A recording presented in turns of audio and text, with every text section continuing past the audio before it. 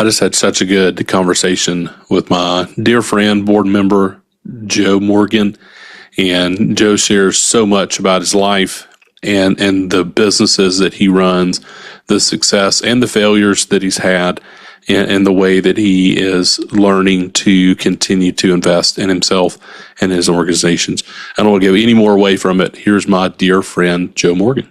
Welcome to Market Mavericks. I'm Matthew Eford. Join me as I speak with leaders who are redefining industries in every corner of the market. From startups to established businesses, we'll uncover the strategies, challenges, and insights that drive success. Get ready to be inspired by the Mavericks who are shaping the future of business. Welcome to Market Mavericks. I have my dear friend, board member, Joe Morgan here. Joe, I'm excited to have you on with us today. Thank you very much for your time and sharing your wisdom and insight. So talk to me about, tell us, just kind of overview what you're doing, what's your role within the organization that you're running right now. I really have three companies right now, and they're all interrelated. My dad died when I was 5, and he's never sick a day in his life. I got sick in his stomach on Saturday and buried him on Thursday.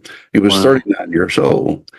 So when I turned 39, I began to look at what I was doing at the time, and I was doing television production at the time, which is really labor intensive.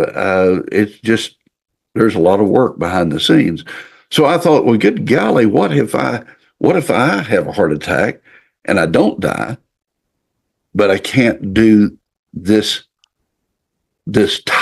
level of hard labor, so to speak. So I got into intellectual property, and this is where I've got 30 some odd patents, and you look at something, favorite story of mine. You look at the paperclip. The guy that put the serrated covering, if you will, on the paperclip made more money on the paperclip. He didn't invent the paperclip; he just made it better. Yeah, that's fantastic. So I did some early work in cellular, and so what I'm doing today still is in technology. Coming up with ideas that are different ways to do what people do, but do it more efficiently, which makes it cheaper to do, which is, the effort in business today is everybody wants it cheaper. Well, you have this thing called margin that you've got to live with, and having thinner margins doesn't work. So what you have to do is you have to deliver the product that people want, but you're doing it without sacrificing quality, but you're doing it in a different way that's much more efficient, that allows you to get it to the public at a decent price and still have margin. Okay. And so what was your first business? What was your first one that kind of took you in the leap into business ownership? Right. My first business was production, television production. Okay. I was an engineer, field engineer, and ended up working in a production company, and the guy I was working for certainly had champagne taste and was a horrible manager, and ended up going bankrupt. So I had an opportunity to buy a working facility, the building, the equipment, everything, which is a great opportunity. Well, the only problem was I didn't have the money. Sure. And a good pastor friend of mine, Ben Hayden, who was pastor of First Presbyterian in Chattanooga, knew everybody, and I was doing their church service at the time. So Ben went to the bank or told me who to go see at the bank, and an SBA loan that will take months to get, I got in 3 days. Wow. That's And amazing. so, yes, sir. So we go to the auction, and of course, at this point, I know that I have money, but I don't want to spend it all, obviously. Sure. So I am, and it was tough. You had to do. They wanted a blanket bid first, and then they opened up to individual things last. And if the individual things, would bring more money than the blanket bid, then the individual things would get it. So I was Very stressful. Yes, sir. That's very. But I knew the people that were there and what they were hunting. So I put in a bid, and as the afternoon goes on, it becomes more and more probable that I'm going to be the successful bidder. And the bank is across the room. I can see them, and they're telling me they're not going to take my bid. So I went to see. I told Ben. I said, the bank's saying no. Wait a minute. And by the grace of God, they changed their mind for some reason, and I got the business. And so I started the week working for one guy, and by the end of the week, I came back to that same building with the same equipment and many of the same people, not all of them. And I was in business. That's really cool. So how long were you in that business? You said that's the one that you wanted to get out of. Yeah, 450 years.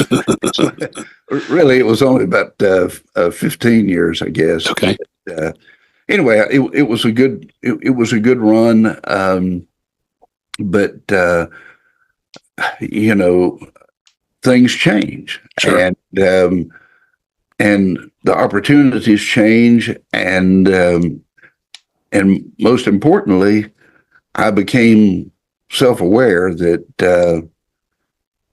this had served me well, but it wasn't my long-term vocation. Yeah, I think that's why so many people end up getting into something and they stay in it way too long.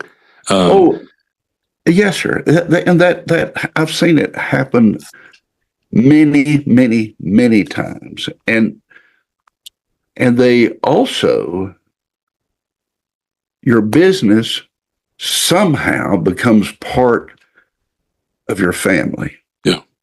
And the feeling is, oh, gee, I can't let this go. I can't, that is true insanity. You should get in a business. You get in business to make money. Yeah. Now, you can either make a living or you can make money, but you won't do both. You only make money when you sell it. Now you can make a good living, but you won't retire making a living. Not at the level you want to retire. So Sure. No, I think that's an excellent point.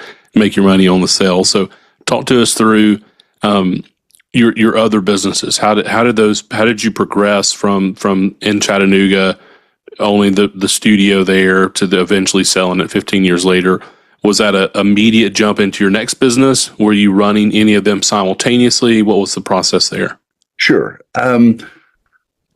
What happened is I got rid of that, or sold that business, and then I was a consultant. I mean, everybody in the industry knew me, and so they knew that I was available, and I worked for a lot of different people doing jobs because I was fairly well known for doing a good product. So I did that for a while, but that too is stressful because it's not, you're waiting on the phone to ring basically. And that's just not a good place to be. So, and I did that for a few years, but um, I really had an interest in telephony, um, and because of my broadcast background, one of the things I'm sure we'll talk about later is billing and collections. So this was during the time of prepaid phone cards. Okay. Now, prepaid, I like that idea because there's no billing, no collections, no bad debt. Hey, Sure.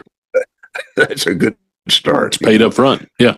Exactly. So, but cards to me was a niche market or a narrow market. I came from the broadcast market, so I want the bigger market. At that time, cellular was having a problem. Credit was really tight. You had to have excellent credit to get a cell phone, and how that happened was the cell companies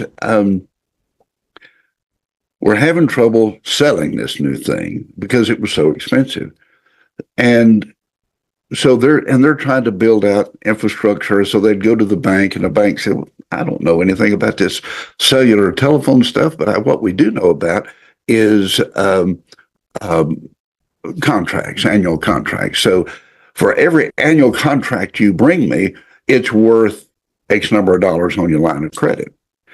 So the carriers went to their resellers, and the carrier is saying, well, I've got a way to get these guys on board. What we're going to do is give you a $500 spiff for every annual contract you bring us.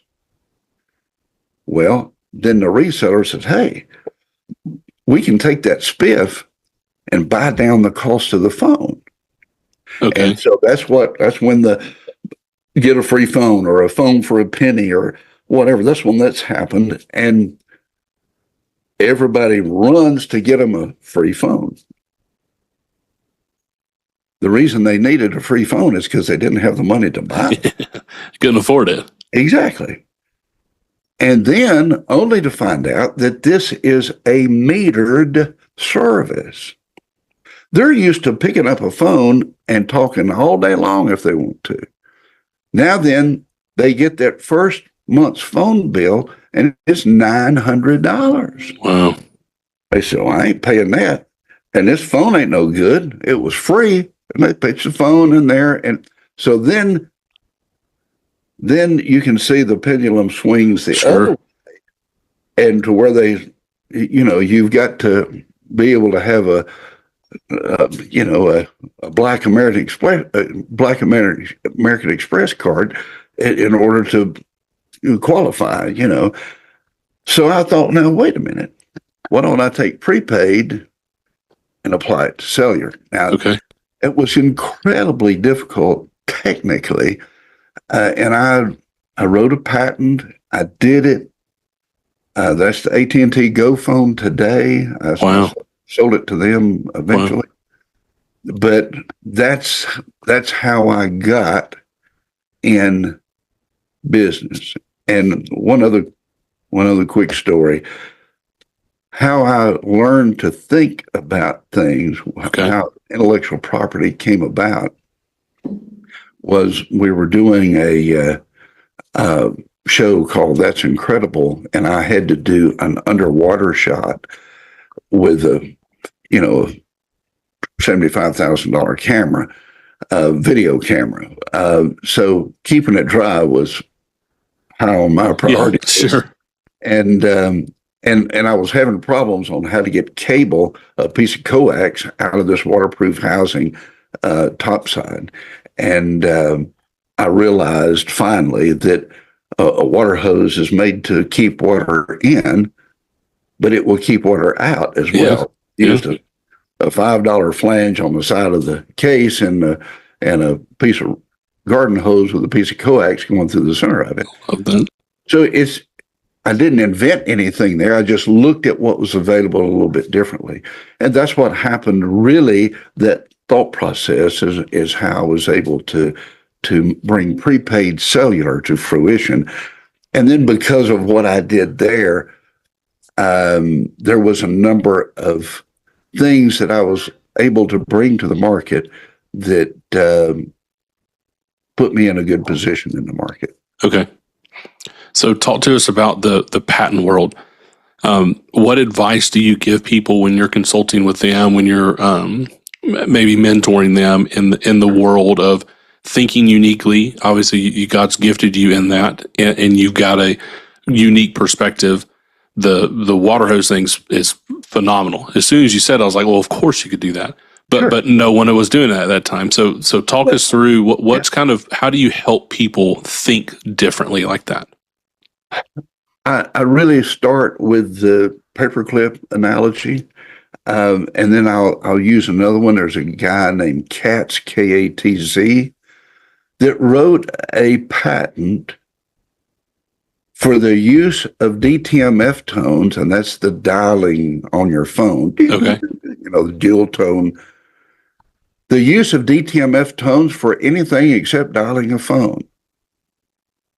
See, Western Electric had done the original patent. So he says, I have no claim on the original art of dialing a phone. Sure. I own it for everything else. Now that seems pretty benign, but you use it for voicemail. You use it for banking. Yeah. Wow. You use it to get in a building. Yeah. He does about $1.2 million a week. Oh my word.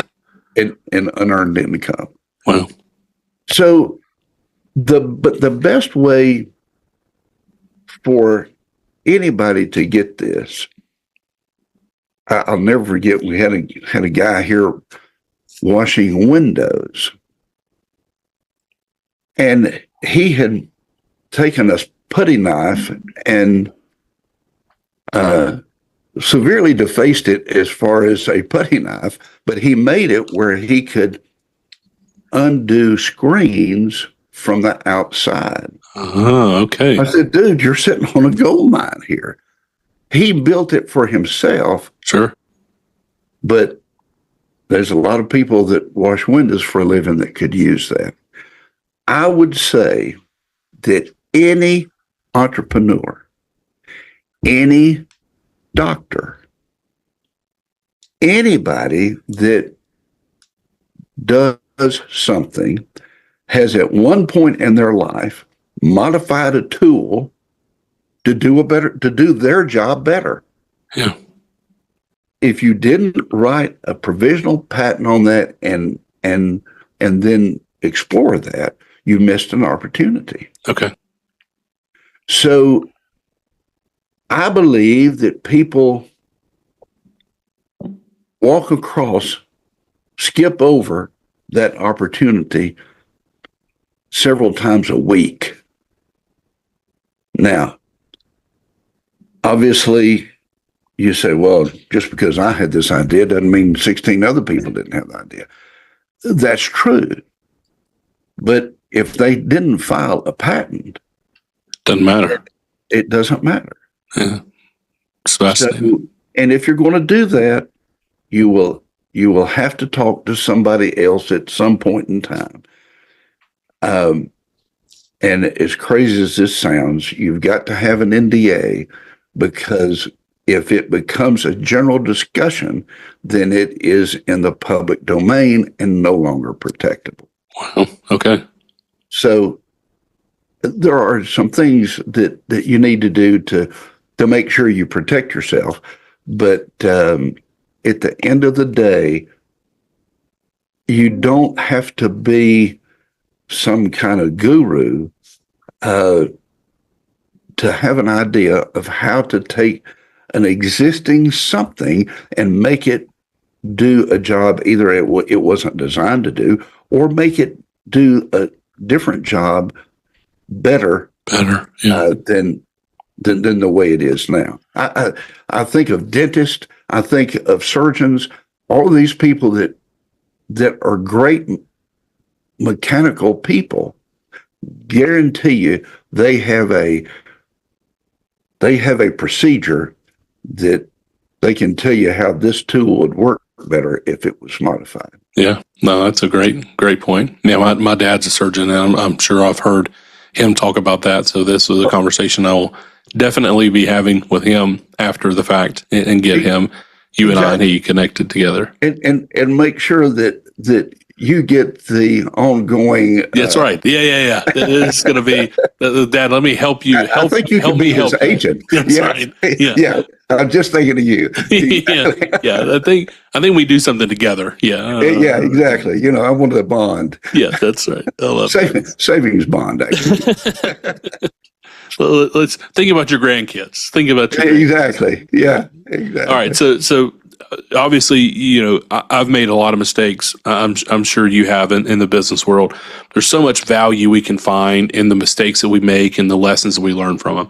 But another thing we can do is we can learn from other people's mistakes. So if you don't mind, share with us a mistake or two that you made and some lessons that you learned from them.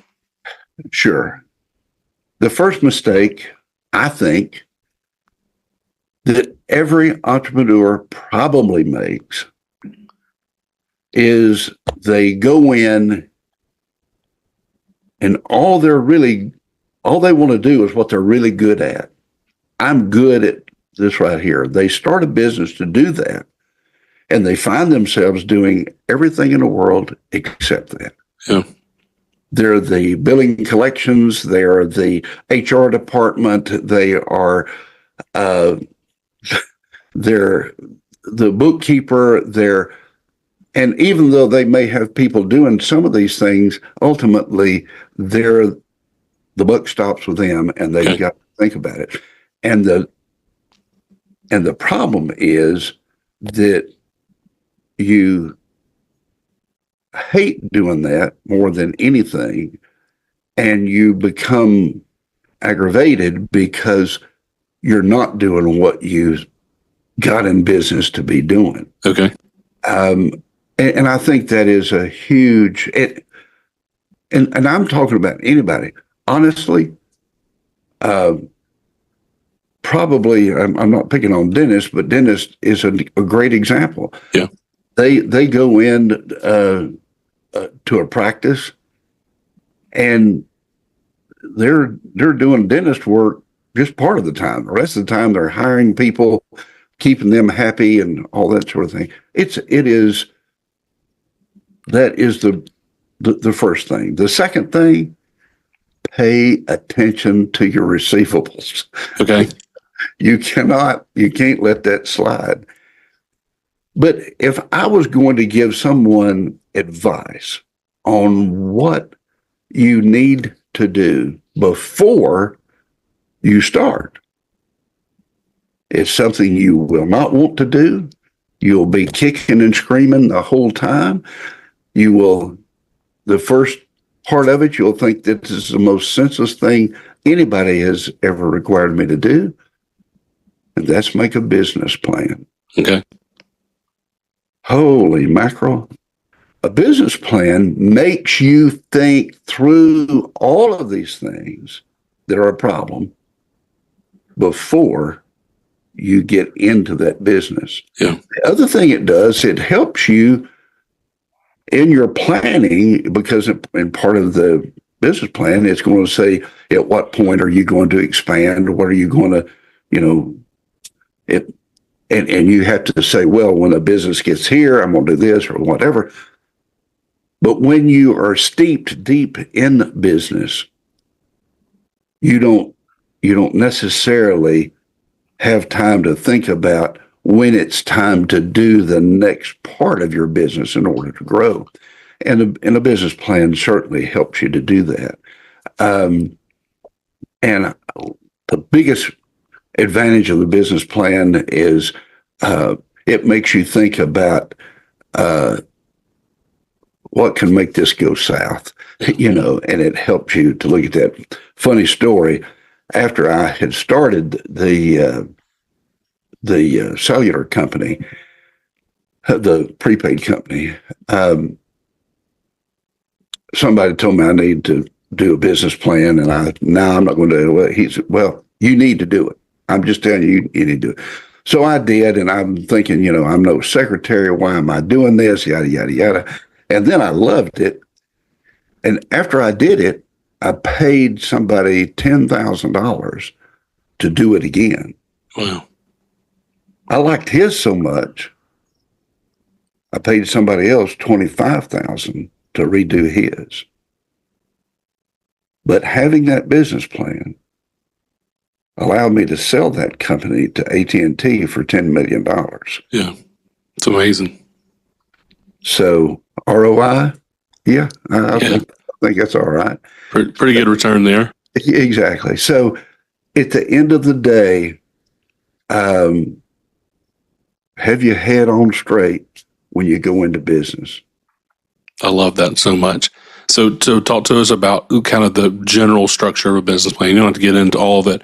I know we can Google that, but are there certain pieces of the business plan that you think are super, super important? Yes, sir.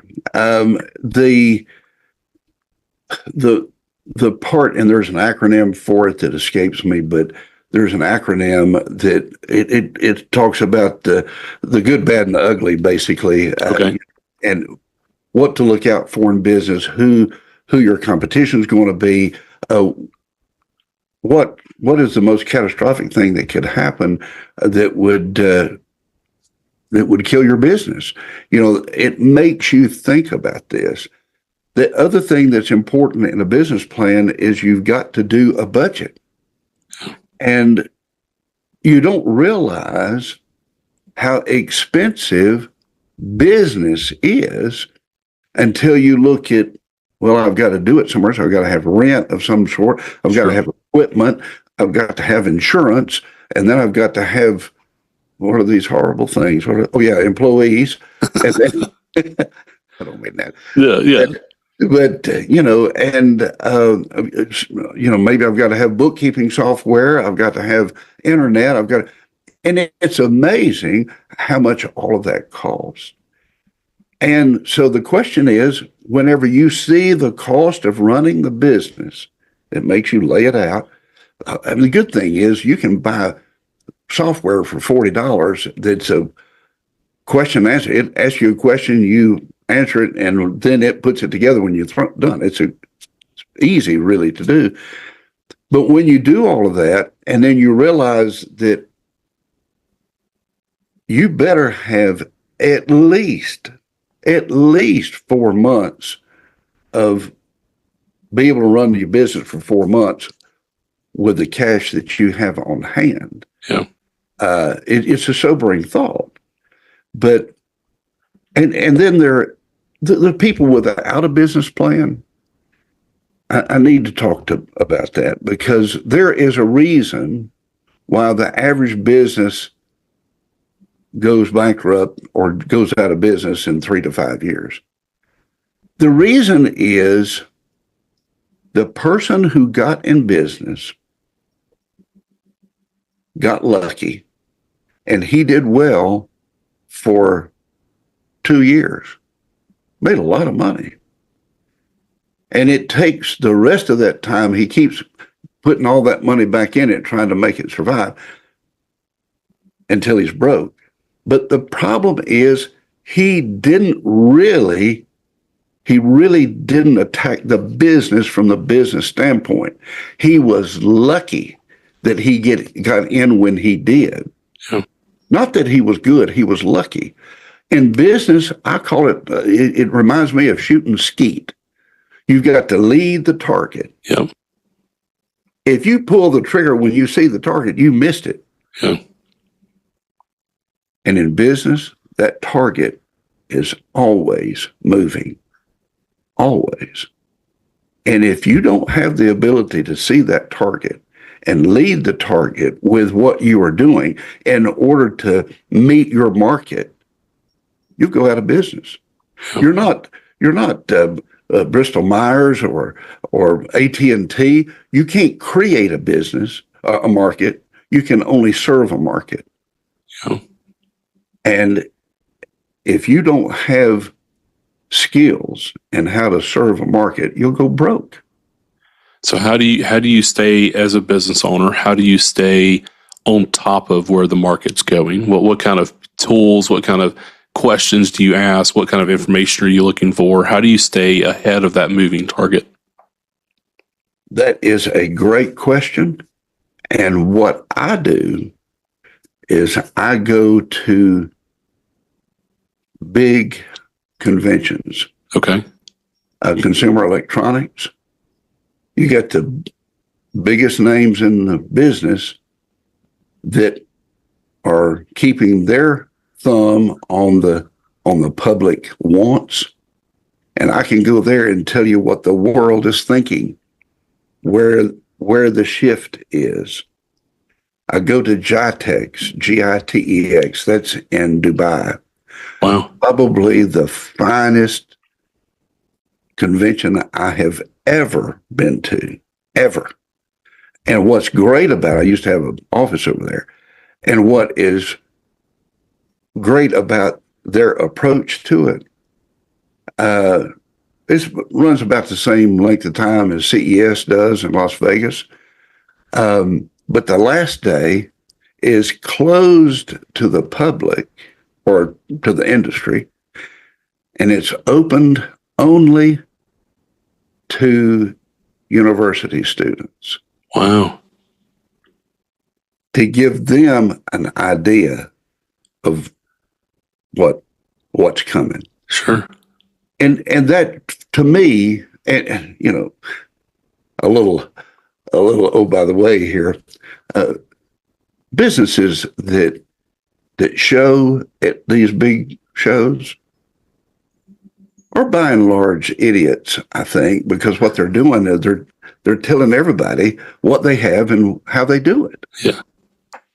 What? Yeah.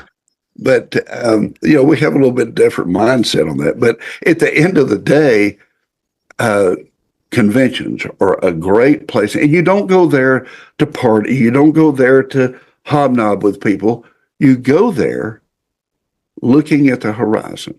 Yeah. And not everybody is in the same business you're in, but you can get an idea about what they're thinking and where the technology is headed, and then you come back to the room every night and recap it. Cool. So anyway, and that's what I do. I've done that for 100 years, and it works. I love that. I love that so much. So talk to us about mentorship. How have you leveraged mentorship for yourself to grow in the business world? You know, there is the business world and there's the technology world, and they are different, and you cannot be a nerd all the time. You've got to be a businessman. Okay. But it has helped me to have a little success and to be able to run with the people who are well known in business. And you know, I've been fortunate to be with the guy that saved Lionel trains. I've been with the guy that saved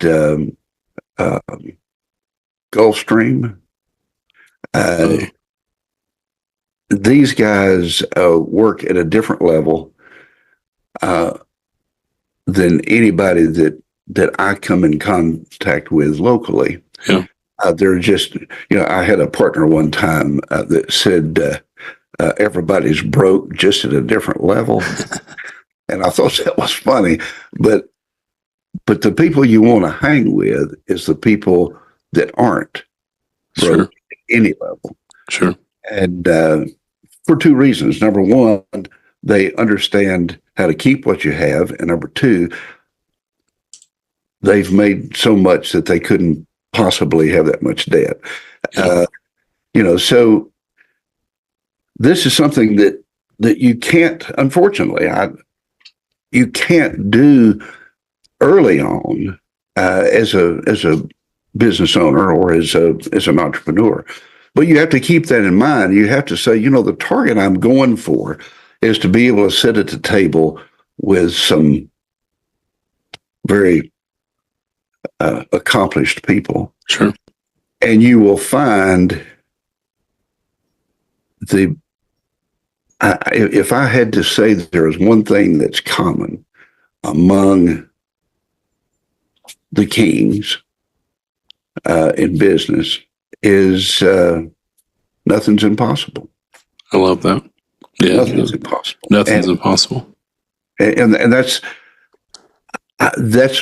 is sort of my approach at everything. If there is a problem, and I don't care what the problem is, there is a solution, and you just need to find it. Yeah. So, and it doesn't matter whether it's a business problem, a personnel problem, a technical problem. It doesn't matter. There is a fix for it somehow. Cool. I love that mentality. So talk to us about how you got in the room. What advice would you have to get the seat at that table? How did you make that connection? What was the ask like? How did you get into the room with some of those individuals? The first thing is never say no to a meeting if somebody asks for a meeting. Okay. I cannot tell you how many times I've been to California for a day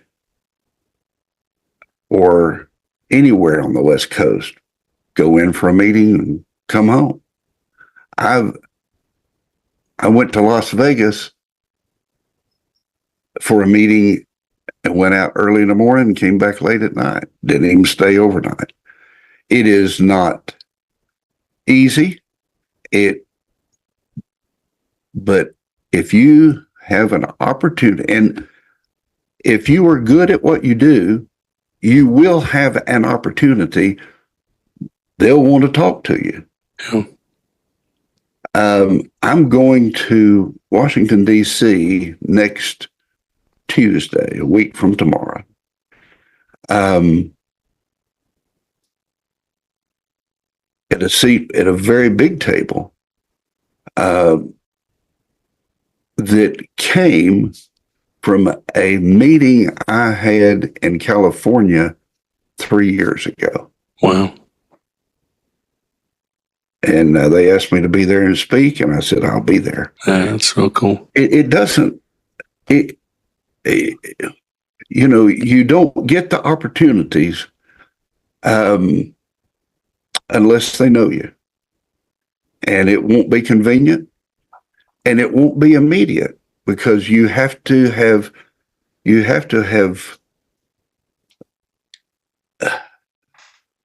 been a point of conversation in somebody's conversation in order to get the invitation. Sure. And you never know, and at a local level, there are a number of people locally who are far more politically arranged than I am. And if I can help them, I will help them. And it may not be them. It may be somebody they know that makes a difference later on. But I would say never say no to a meeting, ever. Love that. Yeah, that's a practical piece of advice. You just never know who you're going to meet, and you never know the network that individual has, and how you can help them, how they can help you, how doors can be open for both of you. I love that perspective. So thank you, Joe, for your time. We're kind of running up on the end of it, and I want to be respectful of your time. I always like to end with these kind of couple of questions. Number one, I know it gets asked a lot, but I love to get people's feedback on it. If there was a book that you could get in the hands of every entrepreneur, every leader, everyone who's looking to get into business ownership or maybe take their business to the next level, what is a book or a couple of books that you would recommend? Well, I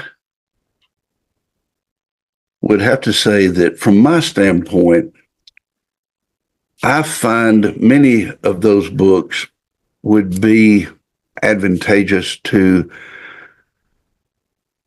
maybe some businesses on technique, sale closing techniques or whatever. But the type of business that I do, I've never seen a book that a light came on for me, with the exception of one. Okay. And that's the Bible. Yeah. And I don't say that flippantly at all. The point is, business is hard. It's complicated. And it will beat you up from so many different directions. It'll ruin your home life, yeah, if you let it. And if you don't have the Lord in your heart all the time, you will fail. yeah. That's my opinion. Yeah. I tell you, and I know time's short, but one of the things that I would highly recommend, we all get so busy, and I've got calendars everywhere in here that show what's next and all that. If you don't schedule time for your family, it's on your schedule, just like today's meetings, whatever, and keep it and respect their time, just like you would respect anybody you're meeting with. If you don't plan for that, you will fail at your home. And let me tell you, if your home life's messed up, forget business. Yeah. Definitely bleeds over into your business for sure. We tell our team all the time that there's more to life than work. And so we try to engage with our staff to say, hey, you're a complete person. As a man of faith myself as well, I believe everybody's made in the image of God. Everyone has value because he chose to die for them. And Yes, and so we try to see people with that value, but it starts so often as a business owner, we miss that at home. We miss our family. So I love that you shared that. What other piece of advice would you wish you would have known early in your business career that you know now? how to position business and work. It is not a living, breathing thing. It's more complicated than that. It is that, but because of employees. And I tell you, I just think that as a new entrepreneur, it takes so much of your life, of your mind, of your work, that you will let it overburden you and burn you out. And if you're burned out, you're no good to your family, no good to the business at all. So, but it's all about, you have to take care of you, or none of this stuff works. That's not being selfish. That's being realistic, and you've got to pay attention to that. Sure. I love that. What an excellent piece of advice and wisdom for us to end on. Well, Joe, I appreciate your time very much. I appreciate you and your family and the investment that you've made in our group as a whole, but also in myself as a board member of mine. I know that my organization, pleasure. My family is better from you, and I appreciate your time. It's my pleasure, buddy. Well, thank you for being part of this. Thank you, everybody, for being a part of it, and everybody, you have a blessed day, and we'll see you soon. Thank you for joining us on this episode of Market Mavericks. We hope you're walking away inspired and ready to take your own adventure to the next level. Don't forget to follow the show to keep up with our latest episodes. And if you enjoyed today's conversation, make sure to subscribe and share it with others who could benefit. And hey, If you know a market maverick who has a story that needs to be heard, please drop their name in the comments. We would love to bring their insights to the show. Until next time, keep pushing boundaries and leading with purpose.